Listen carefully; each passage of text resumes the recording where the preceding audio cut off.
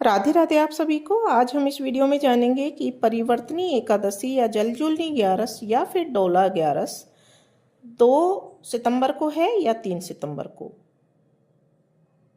और साथ ही जानेंगे हम पूजा विधि और व्रत के पारण का समय। भाद्रपद मास की शुक्ल पक्ष की 11वीं तिथि पर परिवर्तनी एकादशी का व्रत रखा जाता है। मान्यता है इस दिन भगवान विष्णु योग निद्रा में रहते हुए करवट बदलते हैं, इसलिए इसे परिवर्तनी एकादशी कहा जाता है। भाद्रपद मास के शुक्ल पक्ष की 11वीं तिथि पर परिवर्तनी एकादशी का व्रत रखा जाता है।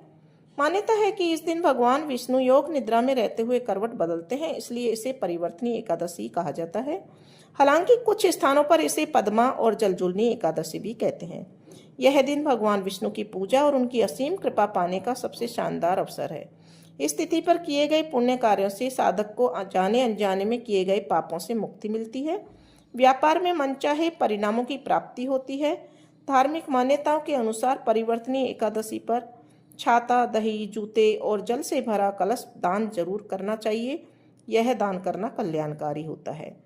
इसके प्रभाव से व्यक्ति को मोक्ष की प्राप्ति, विवाह बाधाओं से मुक्ति और आर्थिक समृद्धि मिलती है। तो ऐसे में जानते हैं कि यह व्रत किस दिन रखा जाएगा।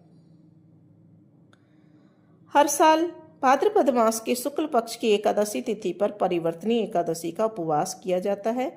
इस बार 3 सितंबर को सुबह 4:53 पर एकादशी तिथि प्रारंभ हो रही है। इसका समापन 4 सितंबर को सुबह 4:21 पर है। ऐसे में 3 सितंबर को परिवर्तनी एकादशी का व्रत रखा जाएगा। इस दिन पूजा के लिए शुभ मुहूर्त सुबह 7:35 से लेकर 9:10 तक रहेगा। आप इस अवधि में श्री हरि की उपासना कर सकते हैं। और व्रत का पारण पंचांग के अनुसार 3 सितंबर को परिवर्तनी एकादशी का व्रत करने के बाद 4 सितंबर को दोपहर 1:46 से लेकर दोपहर 4:07 के बीच व्रत का पारण कर सकते हैं। ठीक है, तो व्रत का पारण समय है 4 सितंबर को दोपहर 1:46 से लेकर दोपहर 4:07 तक। ठीक है, अब हम देखते हैं कि पूजा विधि कौन सी उपयुक्त होती है। तो पूजा के लिए सबसे पहले साफ चौकी पर एक लाल रंग का वस्त्र बिछाएं, उस पर भगवान विष्णु की मूर्ति को स्थापित करें। इसके बाद आप प्रभु को पीले रंग के वस्त्र पहनाएं। अब आप पीले फूल, पीले फल और चंदन लगाएं। इसके बाद विष्णु जी को तुलसी दल और मिठाई चढ़ाएं। इसके बाद आप पंचामृत, हलवा या धनिया, पंजीरी का भोग प्रभु को लगा सकते हैं। हालांकि इसमें तुलसी के पत्ते अवश्य शामिल करें। अब शुद्ध घी का दीपक और धूप जला लें। परिवर्तनी एकादशी व्रत की कथा का पाठ करें या सुने।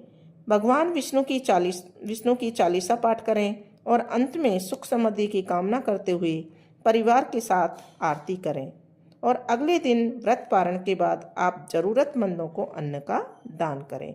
इस विधि से अगर व्रत पूर्ण किया जाता है तो निश्चय ही मोक्ष की प्राप्ति होती है और भगवान विष्णु की असीम कृपा प्राप्त होती है।